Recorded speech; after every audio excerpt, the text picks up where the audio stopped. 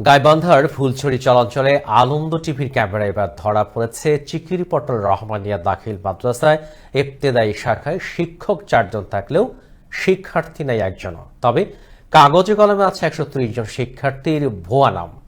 Junior শিক্ষক সান্ত্বনা খাতুন মাদ্রাসায় না গিয়েও বাড়ি থেকে বছরের পর বছর ধরে বেতন তুলছেন এমন খবরের অনুসন্ধানে আনন্দ টিভি। এতেই শুরু হয় বিভিন্ন মহলের তদবির। পরে মাদ্রাসা সুপারকে করা হয় শোকজ। আগামী 31 নভেম্বরের ম্যানেজিং কমিটির নির্বাচন করা হয় স্থগিত।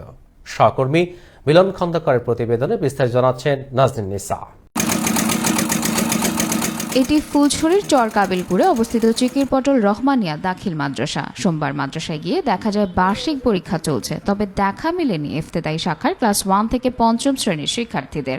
অথচ কাগজে কলমে আছে 130 জন শিক্ষার্থীর ভুয়া নাম। তাদের নামে সরকারের কাছ থেকে এবছর বিনামূল্যে বই তোলা হয়েছে। শুধু তাই নয়, ইফতেদায়ী শাখার জুনিয়র শিক্ষক সান্ত্বনা খাতুন মাদ্রাসায় না গিয়েও বছরের পর বছর ধরে তুলছেন বেতন ভাতা। বিষয়টি স্বীকার করেছেন সুপার ওয়ারিস কুরনি ও অভিযুক্ত শিক্ষিকা সান্ত্বনা খাতুন। এরা প্রতিষ্ঠান টেকানোর জন্য এটা আমাকে করতে বাধ্য হওয়া লাগছে। আর সান্ত্বনা বেতন যেটা মানে যে বেতন তার মানে না আসি দেওয়া হয়েছে, এটা আমার আসলে ঠিকানে ভুল গেছে। আমি মাদ্রাসায় যাই না 6 মাস থেকে, তার বদল তো বললাম তো যে আমি আমার বদলে একজনকে দিয়েছি। এদিকে আনন্দ টিভি অনুসন্ধান করলে উপজেলা মাধ্যমিক শিক্ষা কর্মকর্তা সৈয়দ মনিরুল হাসান গত মঙ্গলবার মাদ্রাসা সুপারকে শোকজ করেন। নোটিশে সান্ত্বনা খাতুন অনুপস্থিত থেকেও কিভাবে বেতন ভাতা তুলছেন এর জবাব 3 কার্যদিবসের মধ্যে চাওয়া হয়েছে। স্থানীয়দের অভিযোগ, এবছর ইফতেদায়ী শাখার একজনও শিক্ষার্থী ভর্তি নেয়নি, জানিয়েছেন মাদ্রাসা সুপার। তবে এর কারণ জানেন না তারা। ক্লাস 1-এ ভর্তি করে দিয়েছেন, ভর্তি নেওয়া নাই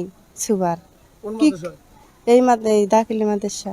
আমি এই চিকিরপটল রহমানিয়া দাখিল মাদ্রাসায় ভর্তি করানোর জন্য আসছিলাম, কিন্তু সুপার মহোদয় বড় দুঃখের বিষয় হলো এই ইবতেদায়ীতে এবং ক্লাস 1-এ আমার মেয়ে দুটোকে ভর্তি করানো হয়নি। আমার কথাটা হচ্ছে, কেন সুপার মহোদয় আমার মেয়েকে বা এলাকার আরো অনেক বাচ্চা কাচ্চা ভর্তি করানোর জন্য আসছিল, তাদেরকে কেন নেওয়া হলো না? কারণ এই মহিলা শিক্ষিকা কোনোদিনও মাদ্রাসাত ক্লাস নেয়নি, অথচ ওনার বেতন প্রতি মাসেই নেয়। সুপারকে আমরা একদিন জিজ্ঞাসা করলাম, তো বললো যে আমি দরখাস্ত নিয়ে নেই, উনি অসুস্থর জন্য ক্লাসে আসে না। এখানে ভর্তি নেয় না দেখে আমার ছেলেকে আমি প্রাইমারি ভর্তি করে দিয়েছি। অন্যদিকে আগামী 31 নভেম্বর প্রতিষ্ঠানটির ম্যানেজিং কমিটি নির্বাচনে ওই 130 জন ভুয়া শিক্ষার্থীর বাবা মা ভোটাধিকার প্রয়োগ করবেন, এমন অভিযোগের বক্তব্য চাওয়া হয় উপজেলা বিআরডিবি কর্মকর্তা ও প্রিজাইডিং অফিসার সোহেল রানার কাছে। এ সময় তিনি বলেন, ওই অভিযোগের নির্বাচন স্থগিত করা হয়েছে। উপজেলা নির্বাহী অফিসার জনাব জগৎকান্ত মণ্ডল স্যারের নির্দেশে চিকিরপটল দাখিল মাদ্রাসার 2025 ম্যানেজিং কমিটির নির্বাচন স্থগিত করা হয়েছে। আর উপজেলা মাধ্যমিক শিক্ষা অফিসার বলেন, ইফতেদায়ী শাখার 130 জন শিক্ষার্থীর তথ্য অনলাইনে থাকলেও তা বাস্তবে না থাকায় এবং শিক্ষিকা সান্ত্বনা খাতুন দীর্ঘদিন অনুপস্থিত থেকেও কিভাবে বেতন ভাতা তুলেছেন তা জানতে সুপারকে শোকজ করা হয়েছে। জবাব পেলে প্রয়োজনীয় ব্যবস্থা নেওয়া হবে বলেও জানান তিনি। সরজমিনে তদন্ত করে না পাওয়া যায় এই বিষয়ে ব্যবস্থা নেওয়া হবে। আর যে শিক্ষকের বিষয়ে আপনি কথা বললেন সান্ত্বনা খাতুন, এই বিষয়ে প্রতিষ্ঠান প্রধানকে ইতিমধ্যে চিঠি দিয়ে শোকজ করা হয়েছে। ভুয়া 130 জন শিক্ষার্থীর বাবা মাকে ভোটার বানিয়ে সুপার তার পছন্দের ব্যক্তিকে সভাপতির আসনে বসিয়ে প্রায় অর্ধ কোটি টাকা নিয়োগ বাণিজ্য করবেন বলে প্রমাণিত হলে নির্বাচন স্থগিত করা হয়। এখন সান্ত্বনা খাতুন সহ সুপারের বিরুদ্ধে কি ব্যবস্থা নেবে কর্তৃপক্ষ, সেটি দেখার অপেক্ষায় এলাকাবাসী। নাজনীন নিসা, আনন্দ টিভি, ন্যাশনাল ডেস্ক।